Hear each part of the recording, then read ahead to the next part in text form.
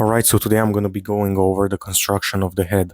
As you can see, this is real-time footage of me drawing. In the background, you will see that I set up the basic sphere of the head. Then I decided on the tilt of the head. That is what the arrow is for. The angle of the neck and the angle of the shoulder or the clavicle. The clavicle usually is curved, but ignore it because right now we're just gesturally suggesting the basic line that it can form. These angles usually won't be shown through to the end of the drawing, but it can help you visualize the head. And I suggest doing everything possible that can help you visualize or realize the angles. As you saw earlier, I use my hand-eye coordination to judge the distance of the jawline, and then I see where the jawline converts into the chin of the face, and the angle of the chin will help me a lot when placing the middle line of the face. As you can see, I am not in a hurry. I am looking at the negative space, and now I am judging the distance relative to the other parts of the face, of the head, excuse me. So like we have the ear there, and if I cut a straight line from her end of the ear, I can see that it meets up with the eyebrows.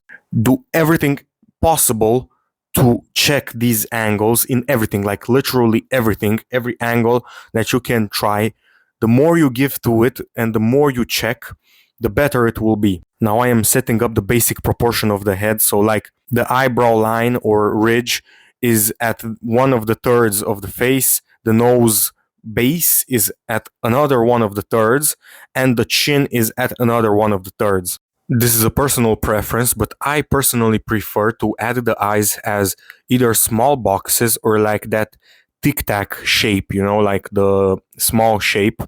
This stage is like literally just basic shapes. Like it doesn't have to look like anything.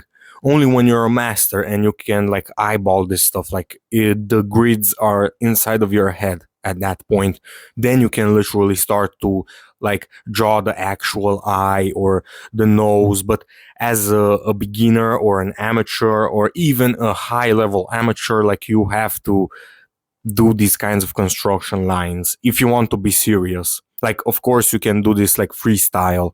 In here, like I follow the negative shapes in the neck. So like I looked at the chin, I used hand-eye coordination to like judge the distance between the right side of the chin and when the neck starts to go downwards. For the head, again, hand-eye coordination, and you zoom out. Normally, when I add these like very large shapes, I would be really zoomed out, but for the video, I'm more zoomed in, so you can literally know what I'm doing. So right here, I'm moving on to the next step of the sketch. This is construction lines and stuff like that. Now I'm moving into more detailed stuff. So what I'm looking after is to make the eyes look realistic. And to make the eyes look realistic, you have to make the eyebrows look good, because the eyes are placed in relation with the eyebrows, because the eyebrows mark like the upper side of the orbit of the eye. If you look at the skull, you can literally trace with your eyebrow and the outer end of your eye socket. You can literally trace it. If you rub your finger against it, you can feel the bone. I'm following the flow of the eyebrow in the left outermost side. That's a flow that I can help with placing the outer eye. This is a great tip if you can look closely. Whenever I am doing a part of the eye, I'm moving to the other side and I'm doing the exact same part on the other side of the eye. So don't just eyeball one of the eyes, and you detail it and then you move on. No, everything needs to be built up gradually. So don't just render one part and then move on to the next. Like slowly render everything. And here I am looking at the eye, and I can tell from my zoomed out like view of when I'm doing a voiceover that one of the eyes is smaller. But I'm going to use a technique that I saw a lot of painters and artists use later, which will help fix these problems. I use a lot of stuff. Like I use this triangle stuff. I use this, like I'm going to eyeball this, like and by this triangle stuff I mean this kind of technique. So everything that you can use it. Loomis method, any kind of method, like that's like one of the methods that I know, like the actual person. But everything that you can use it. Don't think that, oh, like the old masters wouldn't do that. Like even they like used like mirrors to like flip the canvas as we do today. So literally use everything. Or they had like a string with a weight placed on it, and they would use it to like judge a straight vertical line, how it compares to the actual reference. In their cases, it would usually be like a person literally sitting in front of them, or they would use like the pencil and fully extend their arms and judge the distance. So like it they used everything that they had at their disposal. Don't be afraid. Like literally no one cares. Like if you can use it.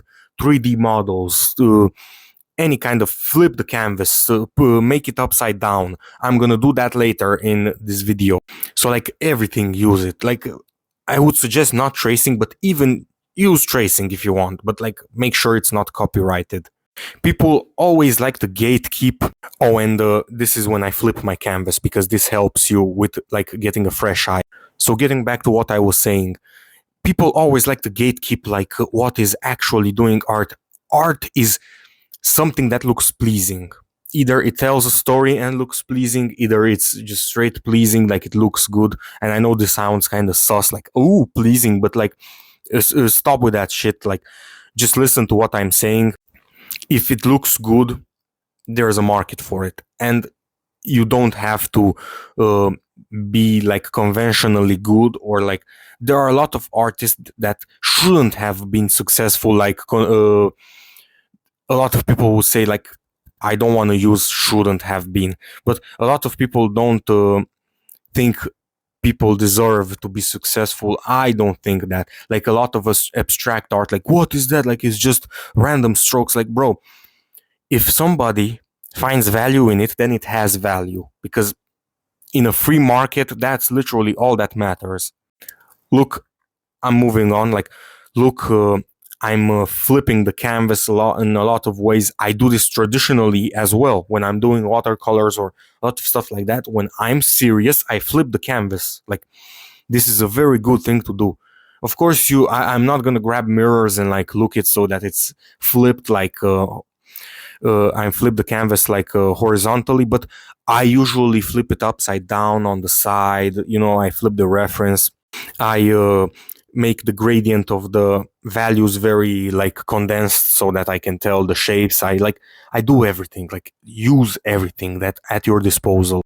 Personally, I don't use tracing, but this is like a challenge of mine, like kind of like playing like Mortal Kombat, and you want to know like an incredible combo. Like this is a challenge that I give to myself. Like I want to know how to do great portraits. You know, like if somebody tells me like draw me, I want to be able to do that, like in front of him, like do that, or her.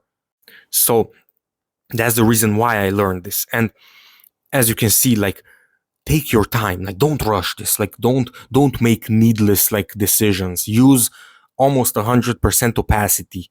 Don't use low opacity, because it's gonna drown out your actual drawing. Like use like as you can see there, I'm placing the shape of the shadow. Like there you can use like opacity, but usually for the construction lines, don't use opacity, because if you use opacity, it will be blurry. And sometimes it's good, but as a beginner, like I made this mistake and it set me back a lot. Another thing that I would like to add is a huge benefit that I had was traditional. When I started to do traditional, it like, how can I put this? Traditional feels more, if I draw a line, it's straighter. Like if I draw on a tablet, if my hand shakes even a little bit, you can see it. You know, and I don't want to like turn on all of that stuff. With traditional, there's like way more friction, and it's less like, I feel more free when I'm doing traditional, because even though it's not true, like traditional is way more restrictive, but I feel freer, and like I don't have that that pressure to perform. Like, you know, like kind of like how you feel before you play like a sport, like you play like a sport, like you go to a tournament, like you feel like this like pressure on you. When I do traditional, I don't feel that. I feel free, and that helps a lot. When you're practicing, you have to feel free. You have to uh, be in your comfort zone and just overpass your comfort zone just a tad bit, just a little bit. Another advice, and you can see this, I'm doing the lips right now. Use straight lines, don't curve them. You can judge distance and use hand-eye coordination way better with straight lines. Look at the jaw that I made. It's a slightly curved line, a straight line, and a straight line for the chin. Like, that's literally it on the right side. The hair, a straight line, another straight line, another straight line, another straight line, another straight line. It's literally all almost straight lines that combine into what looks like a curve, but it's not an actual curve. Even the masters, if you watch them draw or paint, they don't use curved lines a lot of times. Like they use straight lines most of the time. After we finish the construction and we have something that like looks like what we want to draw, then I start to zoom in and pay more closer attention to the facial features. The one that I pay attention to the most is the eyes. The eyes is the first thing that you look at. Even when you look like at the screen, the first thing you notice is the eyes. That's the thing that will set people off the first. And another thing that I would suggest is taking everything in relation with each other. So like the tear duct, usually if you draw a straight line in the angle of the face, will usually be where the outermost side of the nose is. So at the base of the nose. So everything is in relation with each other. Always check the angles, check it in relations, draw the vertical lines like how I explained it to you with the string that the old master is used to use with the weight, like to judge the angles better. Always use everything, use it. Don't dwell on it. Liquify, sketch in digital, then project it with a projector on traditional. Do everything that you can. If you think the old masters wouldn't have done this, you're just kidding yourself. In a free market, all that matters is whether people like it or not, if it's visually pleasing and if people find value in it. And if you don't care about that stuff, if you don't care about the putting yourself out there, whatever is fun for you. And a lot of times, like I myself, I'm a competitive game enjoyer. Like I like to give myself challenges and to like, I want to draw a head very nicely. But if you're not like that, like feel free to. This is just art. Like just do it. Like do whatever you want. Like whatever makes you feel nice, happy. If it's pleasing. A lot of times, like people don't like how. Like my engagement metrics don't say people don't like how when you draw like this. For example, people love my backgrounds way more, but sometimes I love to make portraits and I do what I love because I don't give a fuck about what people think. Like this is my domain basically. This is where I shine, not where everyone else's opinion shines. Like I don't care about that. Another thing, and this was posed to me by a friend that asked, how do you draw faces? I'm going to be honest. They were like, oh, but do you need talent? No, you don't. There is no talent to this. Like, sure, you can have better hand-eye coordination, but if you don't know how to draw like the construction lines and like the techniques, like what's hand-eye coordination gonna do to you? Like nothing. Like if you want to like create an original, hand-eye coordination only will help you to be like a human copy machine, like a worse printer. So don't learn it. It's fine. Even if I'm gonna tell you straight up, you're gonna be bad for at least a year and a half if you start this. I want you to set a goal to be good in 3 or 4 years. And the reason why I tell you 3 to 4 years is because that's like very safe if you practice daily. You will get there sooner, but I want to give like a huge margin of error if you're like lazier or if you're slower in learning. but in like 4 to 5 years, guaranteed you will be good at this if you practice it daily, of course, and if you interact with like techniques and other people's perspective on this. Always watch, always inspire yourself. Look at how other people do it. This is what made me step up in everything: watercolor, traditional inking, digital drawing, everything.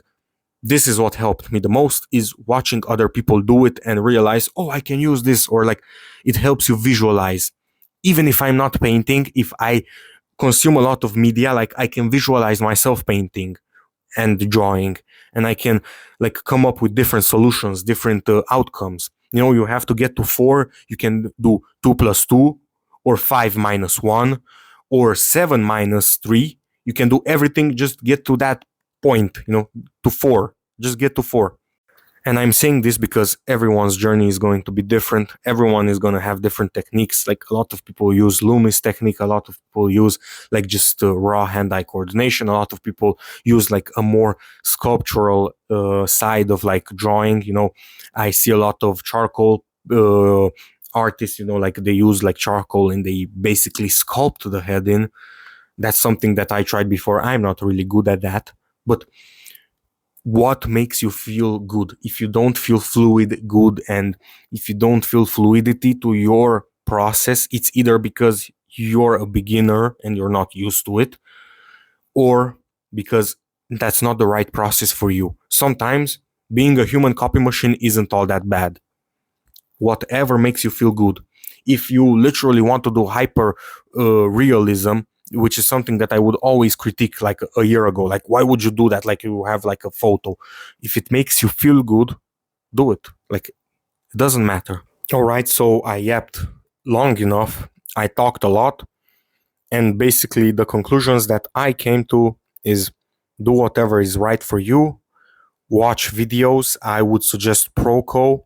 There is a step-by-step portrait like guide that really helped me to like polish my technique and to further emphasize like the angle of the head and the neck and stuff like that.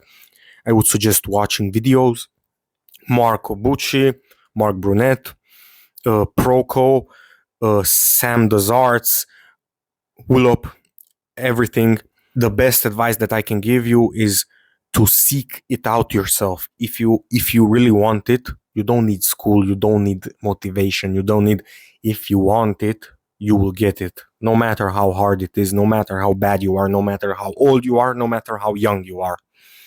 Anyway, this is the first part of a 2-part video. The next part I will be showcasing how you get from the actual construction drawing and to the finished product. I will be showcasing 4 different styles of how you can color, render, and do everything. So subscribe and watch out for those videos. Take care and have a nice day.